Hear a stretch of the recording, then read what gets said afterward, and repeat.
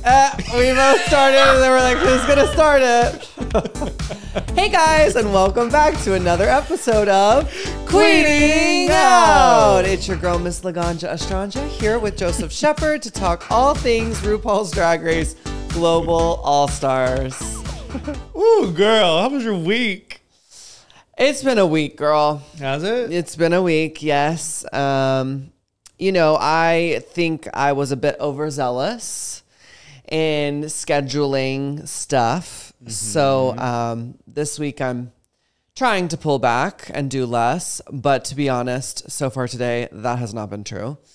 So I'm feeling tired and a bit overwhelmed, if I'm speaking honestly. But I'm good. I'm grateful. I'm alive.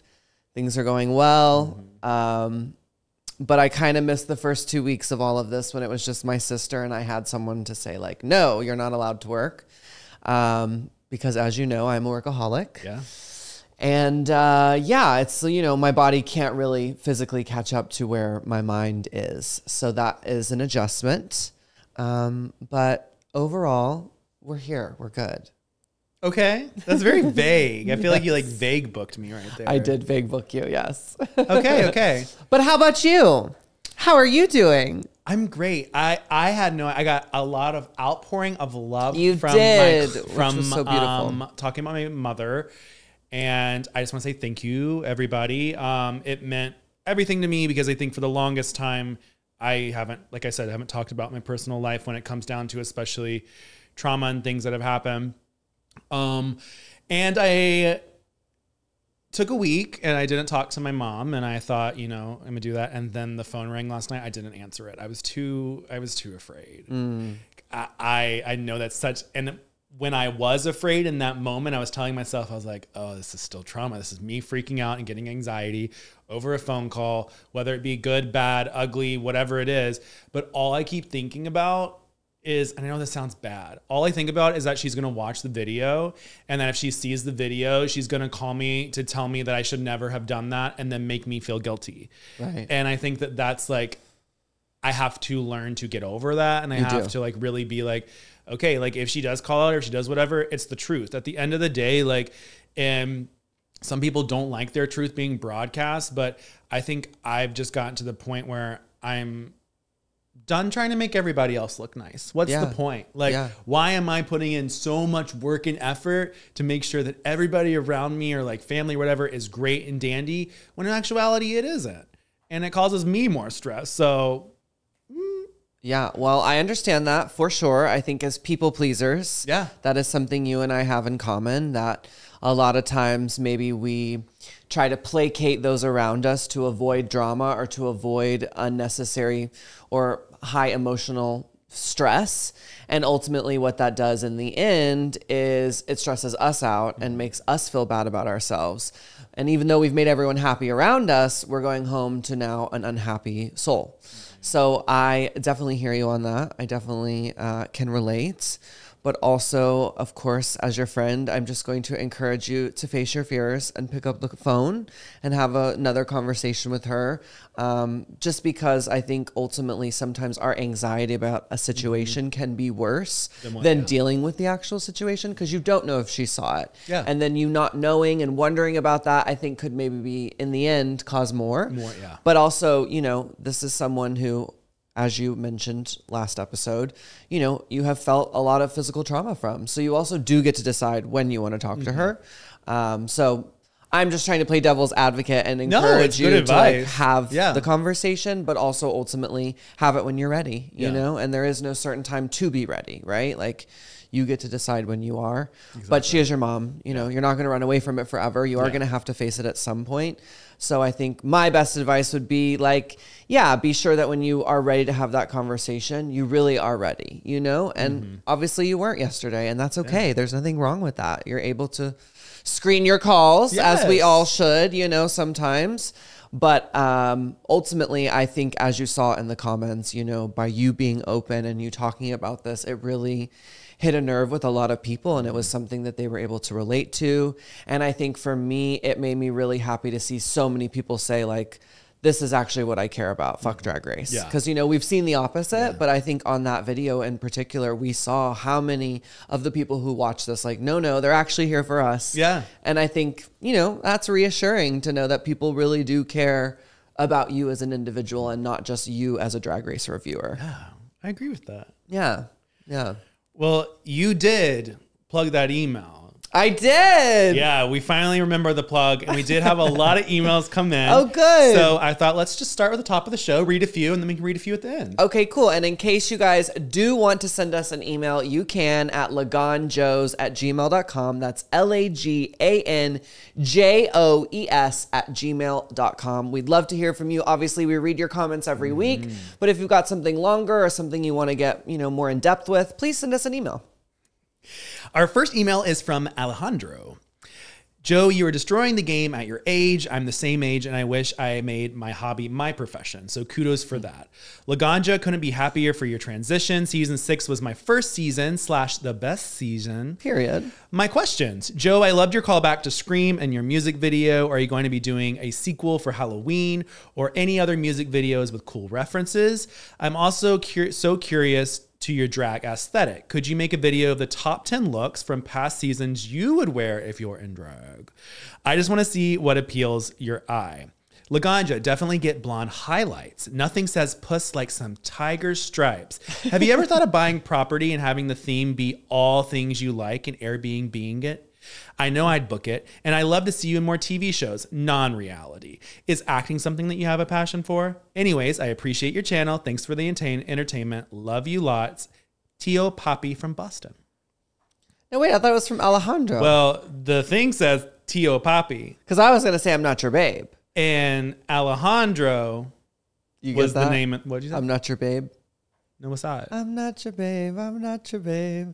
Alejandro. Oh, it's okay. My friend just recently made that joke because the person who's filming or working on crew for my documentary is Alejandro. And my friend Robert made that reference. And I was like, I don't get it. So it's okay. Then, I'm right there with you. We're not Gaga stans, clearly. Oops. Well, Alejandro or Tio Poppy. Yes. For the Scream music video that I did was my Don't Call Me music video.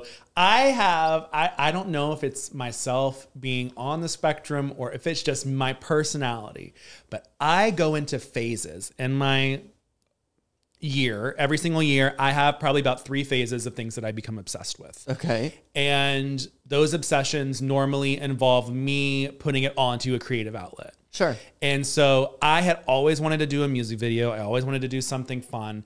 And Scream is a big movie for me. And so that's why I decided to do it. The song and the video and everything is extremely camp. It's nothing personal It's nothing too serious. There you go. It's nothing too serious. It's just a lot of fun. Would I do another one? Not for how much I paid for that. Okay. You never realize. And then the work that goes into making a music video. And the actual crew that I had, my best friend Colton Tran directed it, and he is amazing in all of the horror and the Halloween type vibes. And he was like, you know what? I'm going to bring my crew. We'll give you a discount, whatever it was.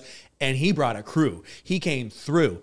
And that bill at the end of the day, I felt bad that bill came through too, didn't it? It did come through. It was a lot cheaper than I expected. Sure. But I will say, to be honest with you, that probably was like a 10 grand music video. Yeah, it adds up so quickly. And you're like, so quickly. What? And then when you're doing the song and you're doing the vocals and you're doing all that and you're paying the engineer and you're making sure that you're getting it mastered right and everything.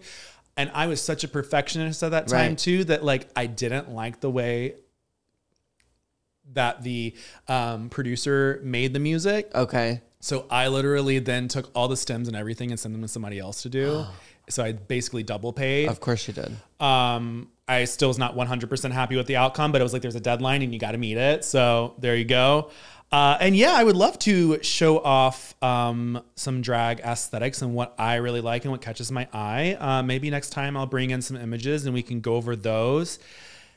But I will say, did you like my look on Delta that I showed you? I did. I was just going to say, I mean, I just saw some drag from Joseph and it was very, very good. And I convinced Delta. I said, hey, Delta, she goes, would you ever do drag? Like, was that something you would do? And I go, well, if you invite me to Long Beach, I'll gladly do a song for you and I'll get all in my get up. And she goes, Done. No. Done. So I think we're making this happen in November. Oh, of course, when I'm gone. Damn. When are you gone? All in November? Uh-huh.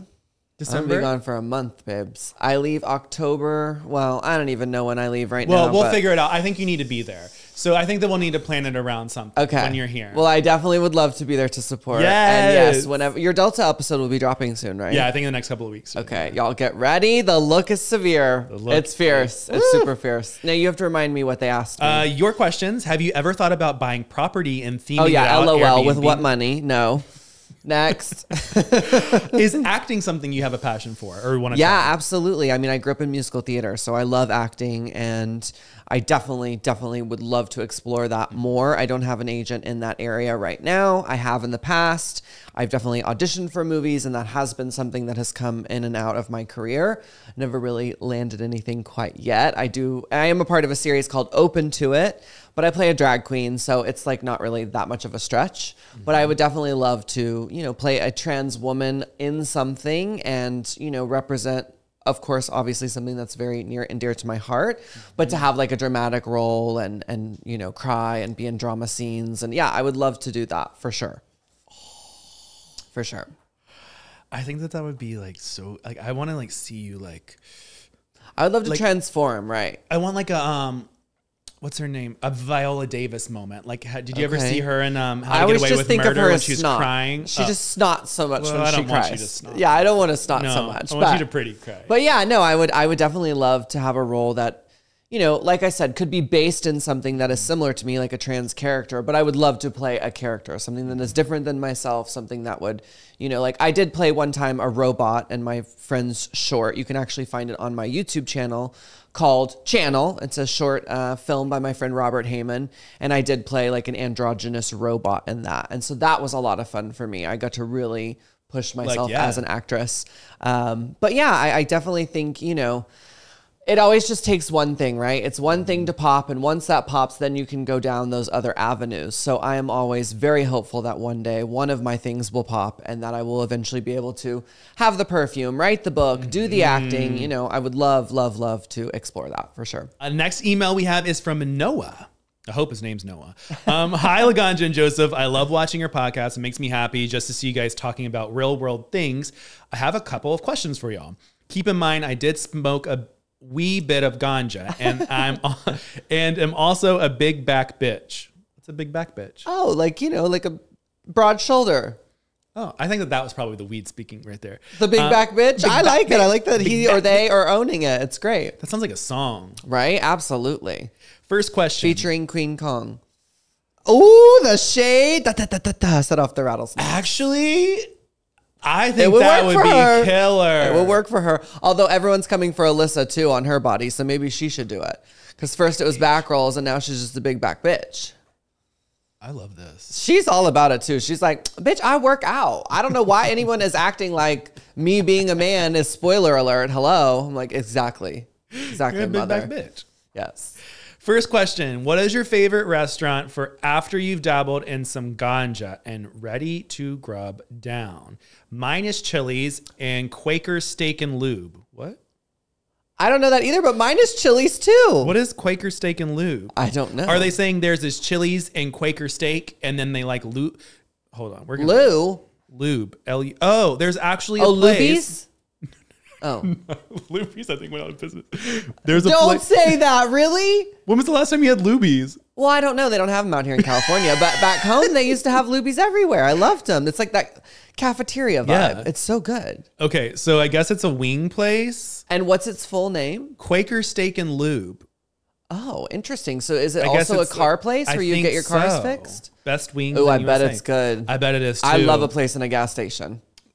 I don't know if this is a gas station. Well, but it's giving the vibe. It's giving like work on your car vibe. So it's giving that. So you said Chili's. Is that your? Chili's is definitely my go-to. I had it last night for the first time since surgery with Gia, and it was great.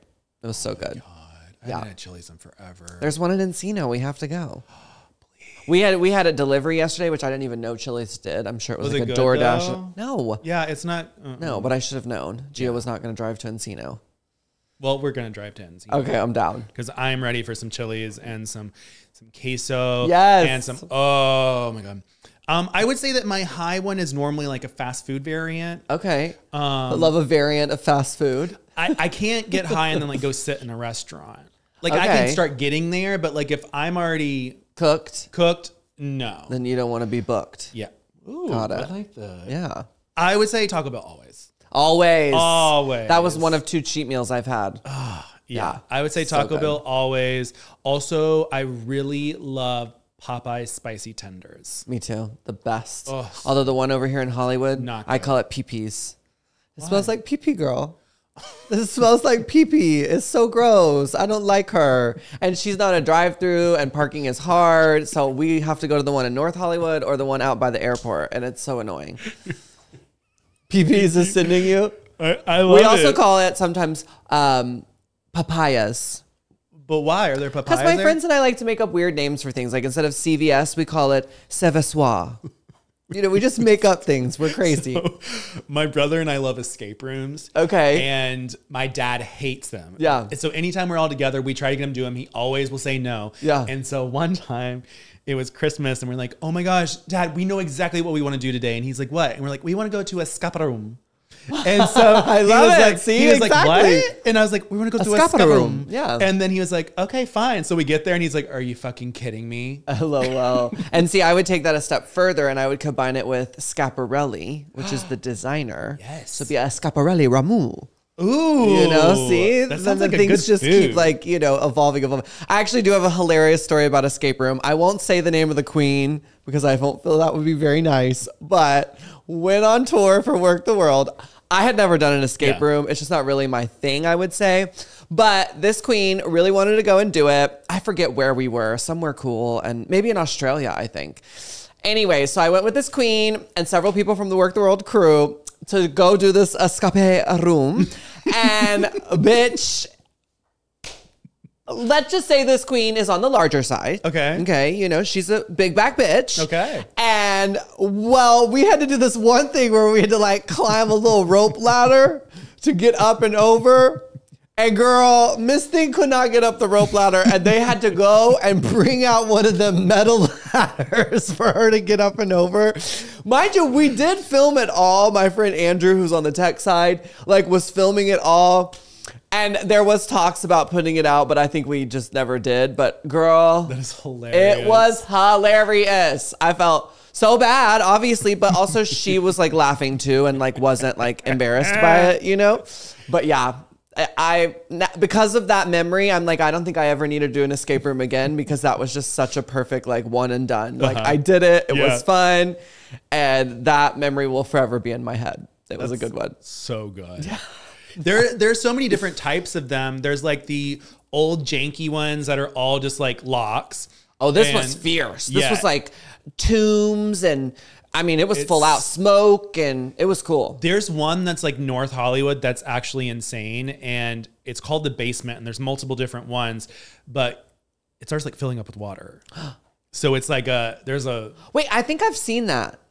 I think I've seen something about this. Yeah. And you're like in a like a coffin thing and the go water in like comes a little up the like, thing. Yeah. I think maybe we've either talked about this or maybe something. Yeah, that's crazy. No, thank you. Second question. Okay. Are you a sauce person? I personally need everything drenched in sauce, ranch, hot sauce, cane sauce, Thousand Island, Big Mac sauce, etc. Thank you guys for always being so entertaining and for giving me something to watch while dealing with the stress of life. You're welcome. Oh, well, yes. My sister started a saying a long time ago, and it's one I live by, and that's "sazone." And you have to say it like that. Sazone. That's it. Sazone. Okay. And that means, yes, we love sauce. I was going to ask you, what's your favorite hot sauce at Taco Bell? I don't do sauce. Oh my God. You don't like sauce? You like it dry? Kind of like your vagina? You're kidding. I'm not the biggest fan of sauce. Why?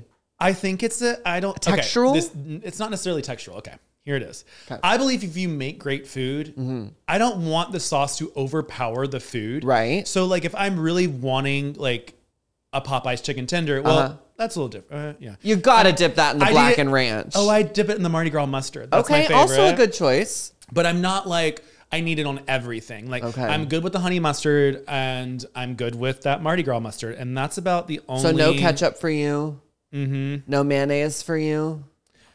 Barbecue sauce. Ketchup, okay. What about garlic sauce for your crust of pizza? If it's a cheesy bread, yes. Okay, cheesy bread, yes, but no, the crust of your pizza, we're not dipping that in ranch or... What about wings? You're not eating that with ranch. You're just eating the wings as is. Normally. No sauce on the wings. You just like dry ass wings. Oh no. I mean, if I'm doing a sauce, but it depends. I like a dry sauce on a wing. So I love like a lemon pepper. Right. See, and I love a wet lemon pepper. I'd never had that till I went to Atlanta. There's a wet lemon pepper? It's a wet lemon pepper, which you would obviously hate, but I loved it. And it was spicy. It was so good. Only in Atlanta. Oh, yeah. I'm going to go. Oh, and they sent another email. They said, forgot. Oh. So sorry. Forgot to ask Laganja. When are you going to do the Roscoe's viewing party? Sorry, but I've been dying for you to be there.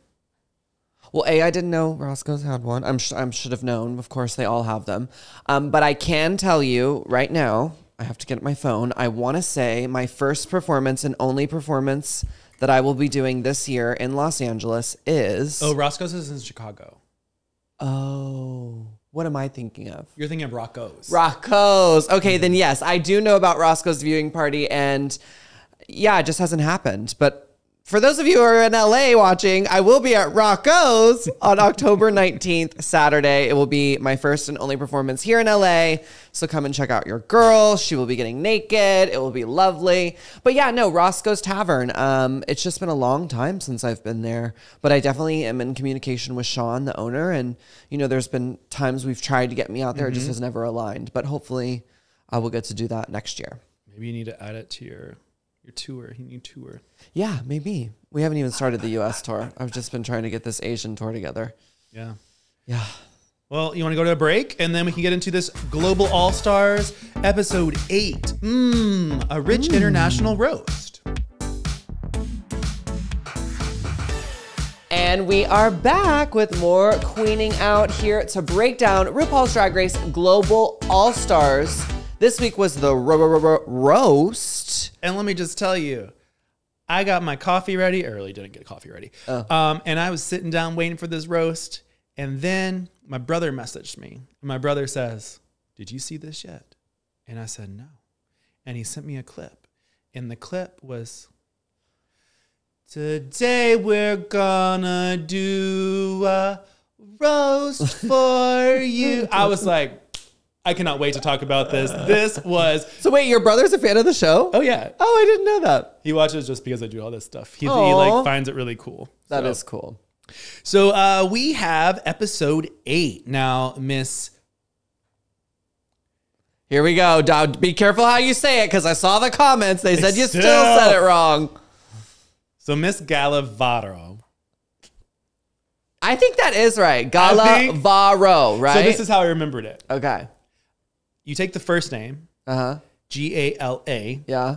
Watch everybody correct me. And you say it like with the Southern twang. Like nothing makes sense. Like gala.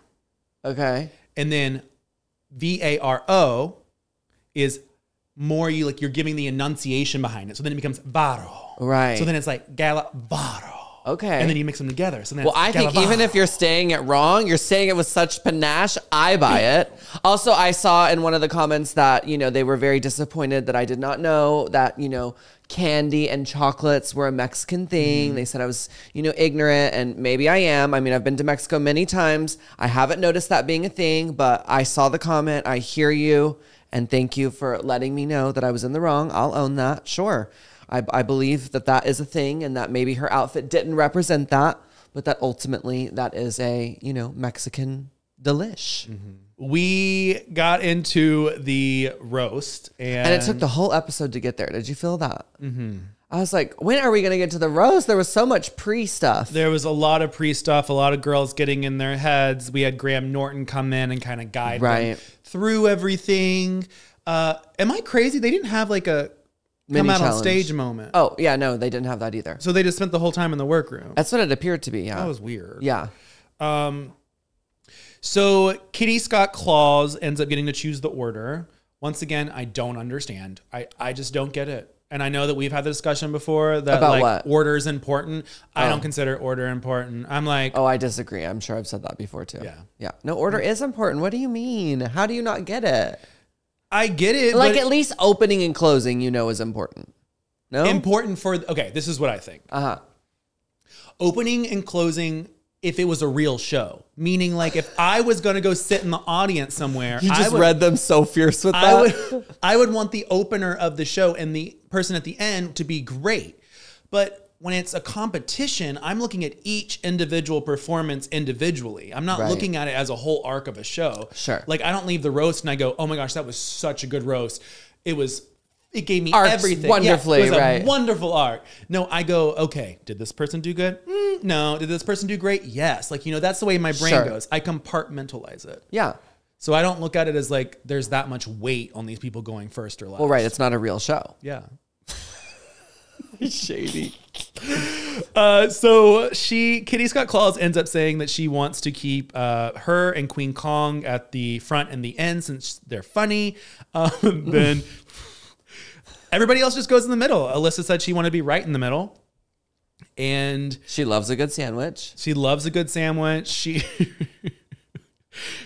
Kitty Scott Claus comes out. She opens the roast. How did you feel about her? I didn't love. Thought it was okay. I didn't love. I was like, I just don't understand why we think this girl is so funny. I mean, it wasn't bad. She didn't bomb, but I just didn't think the jokes were like, gotta slap my knee. It's so good. It was like, that's cute. I also think I'm getting to the part where just in general, not just saying Kitty, there's certain jokes that I think that should be banned. I'm sick of like, yo mama, you're too old jokes. Like you can only tell RuPaul that he's old so many times and give him something. And it's like, we get it. Also, everybody in this roast and everybody in the UK roast and the Australian roast and the US roast and the All-Stars, like everybody always makes these jokes. Or Michelle Visage's like dick jokes. And it's or the same one where they go like, if you liked me, I'm my real name. And if you don't, I'm this person. Like, we've seen that a million times we see this too. on brunch every Sunday. Like there's certain things that I'm like, right. Just like how they said that, RuPaul talks about not reinventing the wheel. You just change it. Right. Like, now that one was funny. That was a good one. Was that Kitty? I think it was. Okay. That joke was funny. I did like that. One. Whoever did that one, good joke. Yeah. That was a good old person joke. Right after Kitty, we had the iconic Vanity Vane come out. And Vanity Vane said, you know what, girls? I'm going to sing this roast to you. Oof. It was rough. But it was like so iconically bad, it was good, right? Yeah. It was sort of like mine. It's like, it's so bad, we love it. Well, yours was like iconically bad, but also like... Actually was funny. Yeah, right. And it lives on years later. Right. This is like, I don't think I want to hear that. I know. But it was hysterically bad. It was hysterically bad. And she put out like a message on Instagram or Twitter. And she was like... Literally, she goes, after leaving the show, she goes, I felt like all these like emotions and stuff, and I was feeling really good. And she goes, seeing this back, this was the worst thing ever. I'm sorry, guys. Yeah. I understood what she was trying to do. She was trying to do something a little bit different. She knew that she probably couldn't hit the comedy jab. So she was like, oh, I sing. But let me try. She didn't really hit the singing jab. That was the problem. It was like talk sing. And then it was like not really a tune. So it was like, what is going on? It was just the same repetitive. Yeah. And it was stuck in my head. Oh, I will say that the beat was stuck in my head. For you. I was like, girl. Not the beat, the melody. Oh, yeah, the melody. Yeah. I love it. Pythia comes out and she was hit with the no joke or no laughs at all. It was very silent. Yeah, but that's editing. I'm trying to remember if I thought it was actually bad or not. I don't think I thought it was terrible. But it was one of the weakest for sure. Yeah, it was not quite there. And she looked great though. Oh, she always looks great. She does. Always looks great. What do you think about your mom, Miss Alyssa Edwards? I thought she did good. When she told Miss Thing she was Humpty Dumpty, I about lost it. I was like, damn, you really read her. I had to call her last night. And I just said, Ma, I can't believe you called her a pig in a wig and Humpty Dumpty. That really... That really gagged me. But no, I think she did good. I thought it was funny. I definitely laughed. I think that Alyssa has something extremely great in her personality and how she can command a stage to where if the jokes are not going over, how she's reading the audience's room and she's like, oh, this one's not really hitting. She can play off the joke. Totally. She can play off that moment. She can change things around. And it seemed like, you know, if she noticed she wasn't getting a laugh or this and that, she was like, okay, what can I put in that's Alyssa that was going to make them laugh? Right. And she's very smart in the way that she thinks like that. So I will say that the OG jokes that were probably written on a piece of paper were not my fave, but her spins and her delivery and her impromptu things made it for me. I also loved her as a brunette. Yeah. It's so nice. I love that. I love that she's like been switching up her hair. I'm like, this is good. I never see her do that. So I also would love to see Alyssa one day and like, you're going to be like, no, never. I want to see her like in like down, like her hair down. Like I want I don't want this. I want like a just this because I want to see it. But we do have a just the. Oh, she hasn't worn that yet. You're gonna get it. Yay! Don't worry. There's a down moment coming. In our fifth up, we had Melania. I actually love the Melanias. I was laughing really hard. I thought that some of the jokes were in her delivery. I loved it. I thought it was okay. It was just in the middle for me. Yeah.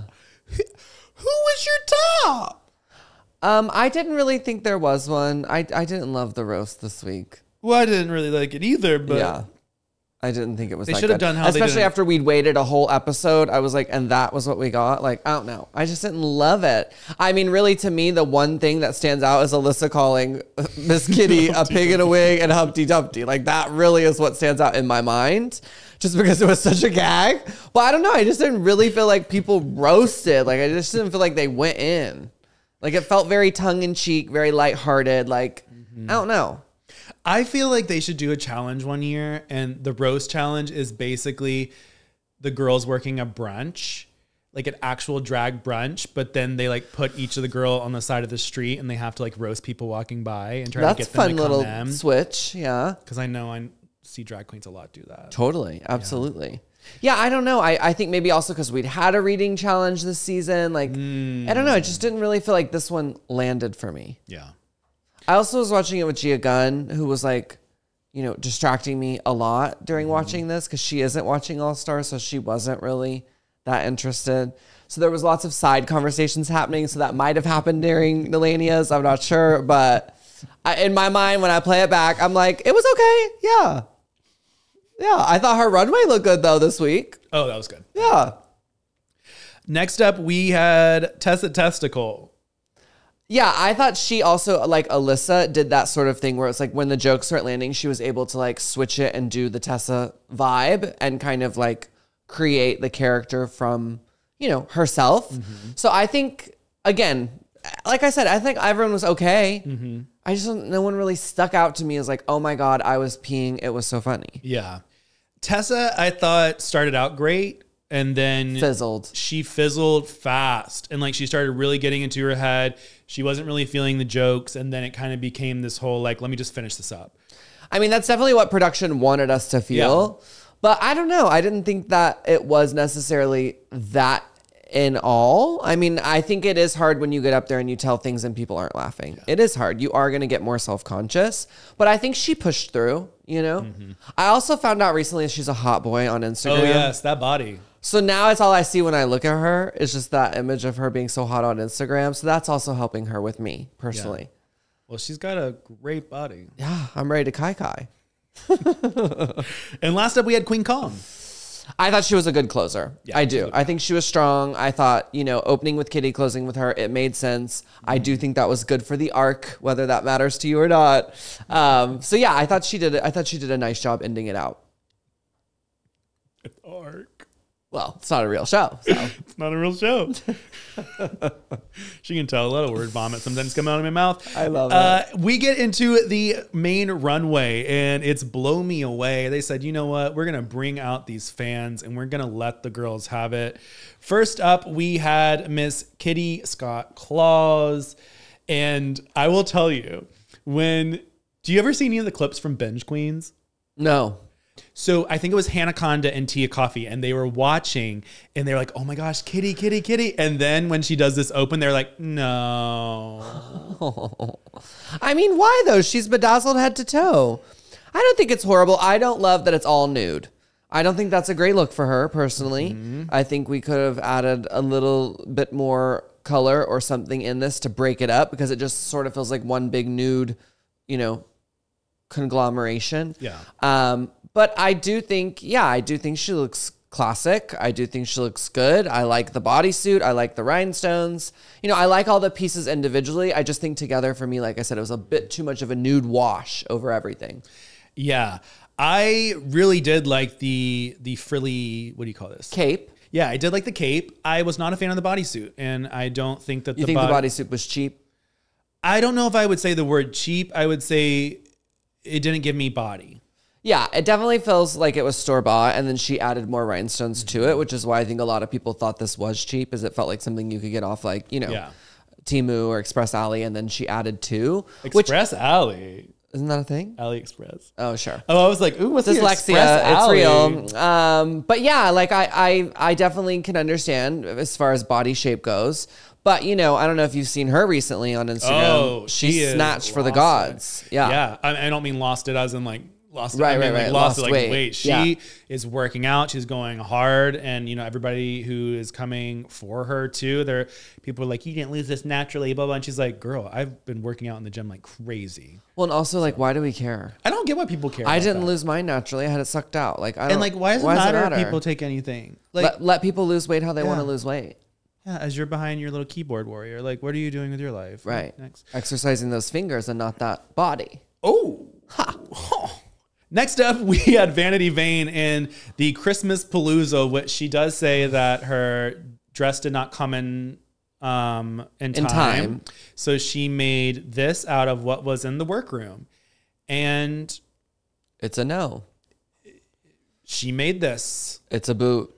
It's a big boot. I was very sad, and I don't understand why she didn't just wear what she wore for the lip sync. Because what she wore in the lip sync was much better than this. I mean, we've basically seen it. She's worn many a black outfit like that, but still, like this, it's just like, girl, like, how did you think that was okay? Like, no, it didn't work. I liked the pinwheel in her head because that was spinning nice. And I thought that was like a different way to show the wind, because I feel like everyone just wore capes this episode. Yeah. And I was like, okay, well, that wasn't very inventive. But like, imagine a whole outfit made out of those pinwheels. Like, that could have been cool. I don't know if she had access to that, but I don't know. I just feel like there's got to be something better than what she did, because it gave her, talk about no body. I mean, this gave her no body. It looked, very cheap, very slapstick. Yeah, it was rough. This was awful. Yeah.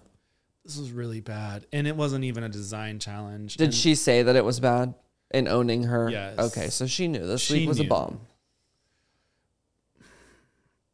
I feel like more could have been done. Yeah. We had Pythia in her goddess. I would say this is like very like Greek goddess inspired. I love like that. Incredible. Her drag is like amazing. I'm sorry. I think next to Alyssa, she's definitely the richest looking. I mean, you can tell she spent money on this. The hair is so unique and interesting. And I love how it had these little tassels attached to the hair that also blew in the wind. Yeah. I love the color choice. I mean, see, this is like a way where you can see that it's all nude, but then she has the pop of this iridescent purple. So I feel like it gives her a little bit more texture and oomph for the film. But yeah, I loved it. I thought it was great. Every time she comes out, I'm always like, she does amazing. Makeup's always on point. Her outfits are always on point. I love everything that she puts out. Me too. We have Miss Mother Alyssa Edwards representing good old USA in her blue, and I love this. I think she looks amazing, and I do like that their cape is something different. It's made of tinsel, so the way that this blows in the wind is different. I do feel like it was kind of heavy, so we didn't get as much movement from it that I'm sure she was hoping, but also they had these two little pitiful fans with the work boys pit crew. Yeah. I was like, that's the fan we got. Like, we didn't even get like some Beyonce fans up in here. Yeah, you didn't get like the gym fan when you were in like high school and that thing would like blow everybody away. Yeah, I thought that was weird. But I think it's a beautiful silhouette. I loved the color. I loved the matching makeup, the blue lip. I never thought I'd see Alyssa in a blue lip. So yeah, I think she looks great. I thought she looked wonderful. I think my only thing was that I loved the fringe. I think it, like how we talked about Kitty, I think this was a little too blue. I would have liked to see a little bit of a pop of something, even if it was just in like the wings or whatever you want to call them. But besides that, it was great. Nelania in her fire look. I loved it. I thought she looked really sexy. Yes. I do think the hair is a little flat, like a little like underwhelming. I almost wish she would have wet this hair. I think that would have given it a much more like sexy siren look. But I like how she had the blowing pieces on the bottom of the skirt. So it wasn't just a cape. She had other parts of the outfit that were interactive with the wind. I was thinking the whole time when they were complaining about her hair, I was like, I wonder if she actually did have like water or liquid in it. And then like when the fans just kept blowing over and over and then you have to do the runway like 2 times, like if we just got like the back end and it was just dry now. Yeah, it's possible. But apparently what you're supposed to use is baby oil. Interesting. Really? I've never done that before. Give it the wet look and then not baby oil. Okay. I bought this product off TikTok by Chris Appleton. That was far too expensive and didn't work. I've also done like water and conditioner and sprayed that in my hair and that has worked. But then you have to like make sure you dry your wig out after each show because if you don't, then it starts to smell. And I had a wig like this and thank God my sister Gia Gunn told me, Mary, your wig smells to high heaven. And so what'd you do? I got rid of the wig, girl. I just had to let it go. I mean, it was human hair and I just thought like, I don't know what I thought. But yeah, if you're wetting your wigs, kids, be sure you're drying them out each time because you don't want to be like me and be told that you're a smelly pig. Wait. I have a question about hair. Okay. So I saw this TikTok and this girl had, one of those brushes that have like the tooths all over them? Yeah, the round brush. Yeah. So she got it stuck in her hair. Okay. And she couldn't get it out. So then I was wondering, and she was like freaking out and everybody's freaking out in the comments, but I was like, could you not just wet your hair? You could, but then that might make you might pull your hair out easier if it's wet. Or actually, I don't know. I don't know anything about hair. I don't know. I barely learned how to curl my hair, so I'm not even going to try to give hair advice. I don't know. I was walking around with a wet, smelly wig, so I don't know shit about hair. Someone in the comment section, please let us know if you were to get a round dry brush stuck in your hair, what are you to do? Because I don't know. Not wet, smelly hair. Yep. That was me. Miss Tessa Testicle coming out and it gave me very Renaissance Beyonce's Silver vibes. I loved it. I loved it too. I mean, I do feel like in comparison to Alyssa, which was made out of the same material, this feels a little bit more store-bought. Like the jacket she's wearing, I have one of those from a store called Akira. So to me, I felt like she bought several of those jackets and then had the chaps made out of it. So it is a little like less creative to me as far as silhouette goes. But I absolutely love this look, and I loved that her hair was tinsel and matched the tinsel of the outfit. This is an example of where doing all one color to me really worked, especially because her makeup did pop out. So it wasn't like she did silver makeup on top of all silver, sort of like how Kitty did nude makeup on top of an all nude. So yeah, I thought it was really cool. I loved it. And I think to me, her fringe was the lightest, and so it did have so much movement in the wind. That was great. And once again, like anytime she comes on the runway, I'm like impressed as about this thing. I feel like I've liked most of her looks too. She's got good looks for sure. Except for that pink dress she made, the big one. It was like latex. Right. Queen Kong as a gold ethereal goddess. She even said that. She did. She said the fabric was the cheapest fabric. And she said, just like me. So, I mean, I love a self-aware queen. But yeah, no, the look for me, it did not land.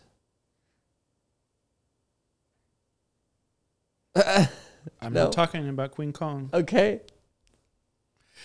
All right. So what did you think of those looks? Yeah, I mean, like I said, not my favorite runway. I really thought there could have been cooler ways to interpret wind. I wish we would have seen other things besides traditional things that we know blow in the wind, like capes, like chiffon, like fringe. I didn't really feel like anyone took it to that super creative level, which, like I'm saying, when she came out with that windmill in her head, I was like, oh, can you imagine an entire outfit made out of those pinwheels and all those blowing? Like that would have just been so cool and so like out of the box. Yeah. So I was missing that from this challenge. I didn't feel like the creativity here was that high. I think some of the looks were beautiful and, very well done. But for me, if I was like going to pick my favorite look, I'd probably say Pythia. Yeah. I agree with that. I think too, like it would have been cool. Okay. You know, when it's like Halloween and then those people pretend like they're riding like a dinosaur or something and like that blow up outfit. I wish that it would have been like the same capability, but like at the bottom of your outfit. So then all the air is blowing up on you as you're walking. So then you get the air effect.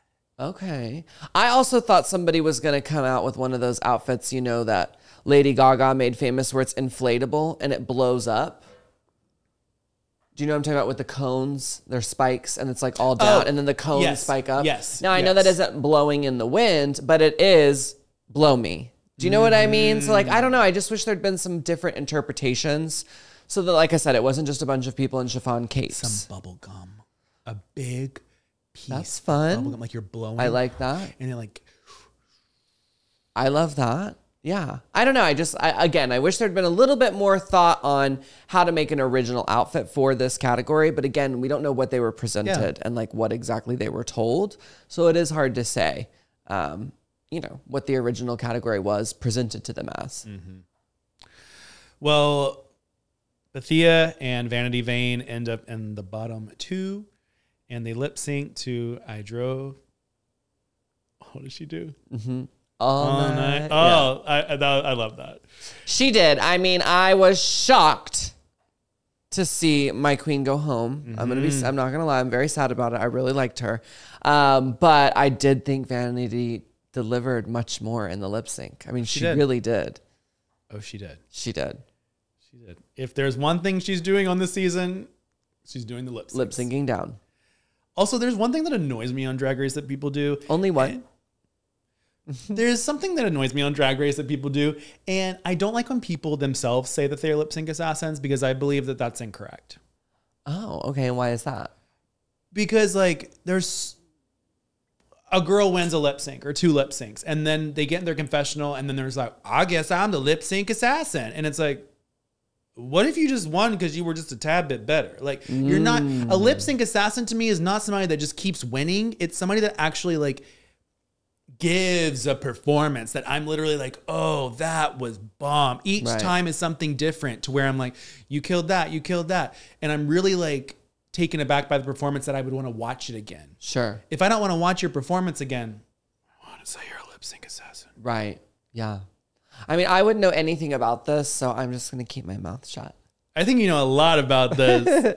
I mean, I don't walk around saying I'm a lip sync assassin, so I think there is something to be said about letting your work speak for itself. Does Alyssa Edwards feel like she's a lip sync assassin? I've never asked her, but I have a feeling her answer would be absolutely. Alyssa thinks she's everything because she is. Well, that is what we have for the Global All-Stars episode. As we said, we're gonna close this out with a couple more emails. Okay, I love that. And where can they send us emails? They can send us emails at laganjos@gmail.com. That's LAGANJOES@gmail.com. And this one is from Chrissy. Okay. Do you want to take Chrissy? Sure, I would love to. Hi, Laganja and Joseph. In case you did not know who I am, my name is Chrissy, and I am a straight teenage fan of you and Joseph. I just wanted to congratulate Joseph on his first song called Don't Call Me, which I watched the music video for. I loved the music video so much. I love doing shout-outs to Laganja on Twitter as a straight teenage fan of hers. I can say that Laganja will always be my favorite Drag Race queen, and I am still reeling from Laganja following me on Twitter. I actually do know who this is, so hey, Chrissy. I love this podcast so much with a unique mix of comedy and sweet moments. I just love learning more about Joseph as a fan of his...